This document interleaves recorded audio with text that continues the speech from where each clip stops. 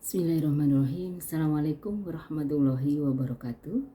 Jumpa lagi dengan saya Dr. Hajah Wiwi Laila Mukromin SAG MBDI. Alhamdulillahirabbil alamin. Wa binasta'inu ala umuri dunya waddin wassalatu wassalamu ala asrofil anbiya'i wal mursalin sayyidina wa habibina wa syafi'ina wa maulana Muhammad wa ala alihi wa sahbihi ajma'in. Amma ba'du. Alhamdulillah para pemirsa yang dirahmati Allah, di 10 hari terakhir kita menjelang Hari Raya Idul Fitri, ini adalah hari-hari di mana hampir semua umat Islam mengenalnya sebagai waktu-waktu untuk memburu malam Lailatul Qadar.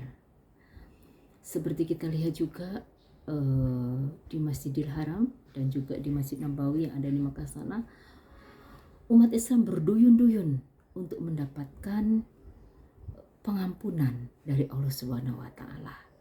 Jadi yang paling utama dalam kita berpuasa ini adalah bukan banyaknya kita menghatamkan Al-Qur'an, banyaknya kita melaksanakan sholat tarawih, tapi yang paling utama dan yang paling pertama harus kita ungkapkan, harus kita niatkan adalah mendapatkan ampunan dari Allah Subhanahu wa taala. Insya Allah, jika kita sudah mendapatkan ampunan dari Allah, maka jalan kita semakin mudah dan lapang.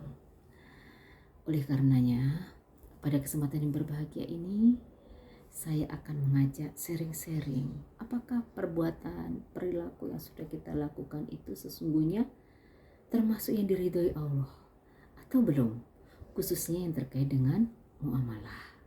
Ya. Dan lebih spesifik lagi, muamalah ada persoalan ekonomi, yakni kita akan bahasnya pada persoalan ekonomi syariah. Saya akan tidak membahas yang berpanjang lebar, saya hanya akan berangkat dari suatu fakta yang ada di lapangan.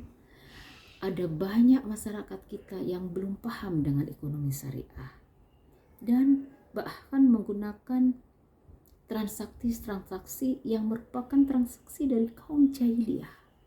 Contoh, mereka yang terlibat pada peminjaman bank detail, ya, atau biasa disebut dengan ya yang setiap hari datang itu ya, bank detail ya. Saya sering menyebutnya itu bank detail karena setiap hari dia datang untuk dibayarkan dalam jumlah yang relatif kecil, meskipun dengan pinjaman juga yang tidak relatif banyak. Contoh misalnya hanya untuk membeli beras konsumsi sehari-hari sudah tidak punya, sementara pekerjaannya sebagai buruh ya. Jadi buruh itu kalau buruh lepas, jadi kalau buruh harian lepas, kalau tidak ada yang menyuruh atau tidak ada yang meminta kerja hari itu ya tidak akan mendapatkan penghasilan. Nah, karena kepepet ya, akhirnya dia pinjam kepada bank detail.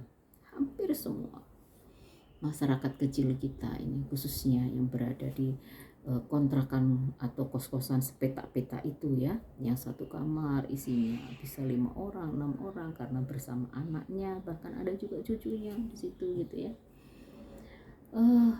Mereka menggunakan ini, pinjam 200.000 untuk belanja makanan sehari-hari. Kemudian dari 200.000 itu dicicil lah setiap hari 20 seperti itu ya. Sedangkan kalau dia kerja, bersyukur itu kalau misalnya dapat 50.000 sehari gitu ya. Tapi kalau tidak ya 20.000 itu juga sebenarnya sangat memberatkan, apalagi durasinya sangat panjang setiap hari, tapi sampai 1 bulan ya. Akhirnya ini berlipat-lipat sebenarnya gitu ya. Saya pernah menemui salah seorang seorang nenek janda yang dia punya warung gitu ya, tidak terlalu besar, warung makan gitu ya. Dia menghidupi 3 orang anak yatim piatu. Kebetulan anaknya sudah meninggal terlebih dahulu ya, berikut juga dengan menantunya, sehingga anaknya ini menjadi anak yatim piatu. Dia yang mengurusnya, dia usaha warung makan gitu ya, tapi rupanya profitnya tidak seberapa gitu ya, sehingga dia mempunyai utang yang menumpuk pada bank detail ini. Kami mencoba untuk memberikan suatu edukasi dan kita juga memberikan bantuan gitu, dan akhirnya kita bayari satu, kita tutupi, misal waktu itu nilai 5 juta gitu ya. Tapi ternyata dia masih menyembunyikan 4 yang lainnya. Ya Allah, astagfirullahaladzim. Jadi rupanya dia dalam sehari itu ya, keuntungannya tidak ada yang bisa dia nikmati. Ya paling dia bisa makan gitu ya, untuk membayar pembantu pegawainya itu 70.000 sehari gitu ya.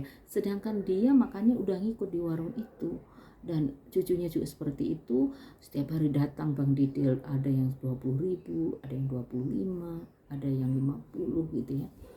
Sampai 5 dia mempunyai tanggungan kepada Bang Didel ini. Ya memang inilah dilemanya gitu ya. Waktu kita bertanya kenapa tidak pinjam ke bank syariah, dia bilang boro-boro kita mau ke bank syariah atau ke siapapun Bunda, kami tidak punya jaminan. Saya ini hanya kontrak di sini gitu ya. Saya kontrak, sementara suaminya juga sudah meninggal, bahkan sudah beberapa tahun yang lalu, dan usahanya juga sudah mulai banyak saingannya ya, sehingga mulai juga sepi, ditambah dengan tumpukan utang yang sehari-hari dia ditagih. Nah, makanya ini yang disampaikan dalam sebuah hadis Rasulullah, bahwasanya hadis Muslim ya, Rasulullah memang melaknat ya pemakan riba atau biasa disebut juga rentenir di sini ya, penyetornya riba, nasabah yang meminjam ya, penyetor riba atau nasabah yang meminjam, penulis transaksi riba, dan 2 saksi yang menyaksikan transaksi riba tersebut gitu ya. Kata beliau, semuanya sama dalam dosa ya. Jadi semua kena dosanya. Yang ngizinin dia untuk pinjam gitu ya. Astagfirullah, na'udzubillahi. Semoga kita selalu mendapatkan perlindungan dari Allah Subhanahu wa taala. Jadi sebenarnya persoalan riba ini bukan pada persoalan definisinya ya. Masyarakat mungkin ada yang belum tahu, ada yang mengalami pro dan kontra, tapi rasa kebutuhan kepepetnya inilah yang menyebabkan dia terjebak pada persoalan riba ini. Jadi alangkah indahnya kalau ada lembaga keuangan yang mau masuk ke pasar, mau langsung mengedukasi kepada warung-warung yang kecil-kecil itu ya. Boro-boro mereka mengurus halal, sertifikasi halal untuk memodali, memasak kembali saja, dia sudah terseok-seok gitu ya. Karena memang dia terlilit oleh Bang Didel tadi, yang setiap hari ada yang dia mintakan pinjaman tadi. Dan memang Bang Didel ini tidak pakai jaminan gitu ya. Dan celakanya kebanyakan adalah para pengontrak ya, yang menjadi istilahnya korbannya gitu, seperti itu, karena tidak menemukan jaminan. Cukup melihat dari apa yang dia lakukan, usahanya apa di situ, atau mungkin sudah berapa lama kontrak di situ gitu ya. Karena ada juga yang mereka sejak anaknya masih bayi sampai anaknya sudah menikah masih saja kontrak gitu ya. Jadi ini suatu bukti bahwasanya mereka yang terjebak pada persoalan riba itu dia dihinakan, tidak hanya di dunia tapi juga di akhirat. Di dunia sudah dia rasakan. Ini satu contoh. Kalau misalnya pinjaman tadi dia yang ke Bang Didel itu betul-betul membantu ekonominya, memberikan solusi terhadap masalah ekonominya, harusnya dia sudah punya rumah dong. Sudah 25 tahun bahkan 35 tahun, masa tidak punya rumah? Pekerjaannya kadang juga bagus, kadang juga memang tidak ada, seperti itu ya, karena buruh lepas gitu ya. Ada yang pembantu tukang, ada yang tukang, istrinya tukang cuci, yang kebanyakan seperti itu ya. Itulah mereka yang menjadi sasaran empuk dari Bang Didel ini gitu. Nah, inilah yang saya amati di masyarakat, mereka betul-betul terpuruk gitu ya. Mereka terpuruk.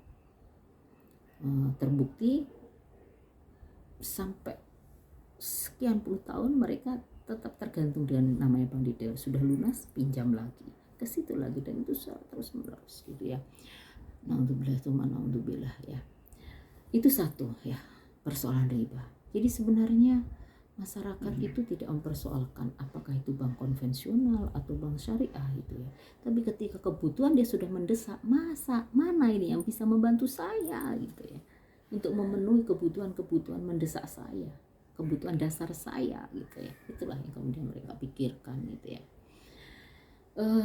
Pemirsa yang dirahmati Allah, mungkin sebagian dari kita yang sudah melek ilmu gitu ya, kita bisa membedakan bank konvensional dengan bank syariah gitu ya. Meskipun pada prakteknya kadang bank syariah itu masih dalam tanda tanya ya, tapi dengan adanya BSI sekarang ya, gabungan bank syariah pemerintah yang sudah dijadikan satu sekarang menjadi BSI itu, nampaknya kita umat Islam sudah tidak bisa mengelak lagi apakah dia lebih tinggi atau tidak. Yang jelas insya Allah itu sudah memenuhi dengan syariah. Hal ini sesuai dengan keputusan MUI gitu, bahwasanya ada Dewan Pengawas Syariahnya yang menetapkan bahwasanya BSI itu termasuk bank yang sesuai dengan syariah. Nah, silahkan pemirsa menganalisa sendiri gitu ya, dan akan lebih bijak memang kita kalau kembali kepada syariah ya, seperti itu ya. Jadi ini baru satu persoalannya pada persoalan riba.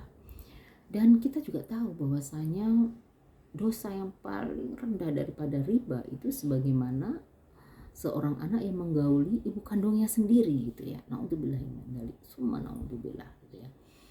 Nah, jadi ini memang riba itu memang warisan dari kaum jahiliyah gitu. Makanya ada juga riba jahiliyah gitu ya, yang itu memang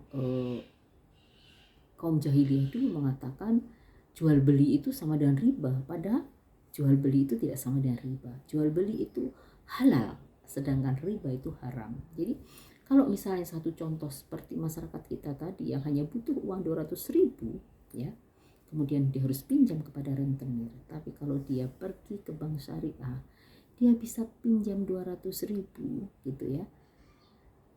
Tapi tidak harus kejebak rentenir. Jadi mungkin bisa saja seperti salah satu koperasi yang ada di Malang itu, koperasi syariah, orang pinjam 200.000, ini dijual menjadi 250.000. Nah, jadi nanti dia akan mengembalikan 250.000, tapi akadnya adalah dijual ya. Jadi jual beli itu diperbolehkan ya, jual beli itu diperbolehkan ya. Baiklah pemirsa yang dirahmati Allah, yang kedua yang sering kita terlenakan saat ini adalah horor ya. Horor dalam artian tidak ada kepastian. Tidak ada kepastian. Yang banyak terjadi ini khususnya dalam makanan kita. Satu contoh yang sangat spesifik ini misalnya makanan yang bernyawa, hewan-hewan yang bernyawa. Apakah dia disembelih atas nama Allah atau tidak? Nah, inilah yang terkategori horor, ya, tidak ada kepastian ya. Makanya kita emak-emak harus berani bertanya di pasar itu, ini disembelih atas nama Allah atau tidak? Kalau tidak, jangan sekali-kali beli. Kalau punya uang lebih baik beli yang masih hidup ya.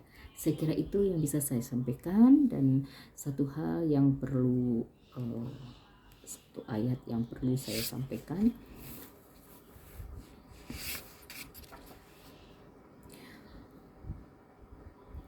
A'udzubillahi minasyaitonirrajim. Bismillahirrahmanirrahim. Sebuah firman Allah dalam surat Al-Maidah bahwasanya al-yauma akmaltu lakum dinakum wa atmamtu nikmati wa raditu lakumul Islam madinah. Pada hari ini telah aku sempurnakan bagi kalian agama kalian, dan telah aku sempurnakan pula nikmatku atas kalian, dan aku ridho Islam sebagai agama kalian ya. Semoga dengan kita bersungguh-sungguh ya memburu Lailatul Qadar, dan kita bersungguh-sungguh memperbaiki makanan-makanan yang kita hidangkan pada saat buka dan sahur, pada saat kita berbagi untuk buka dan sahur, pada saat kita bersedekah, kita perbaiki kehalalannya. Semoga itu termasuk salah satu ciri kita mendapatkan Lailatul Qadar, di mana Lailatul Qadar lebih baik daripada 1000 bulan kemuliaannya. Ya, saya kira begitu. Mohon maaf atas segala hilaf. Semoga bermanfaat buat kita semuanya.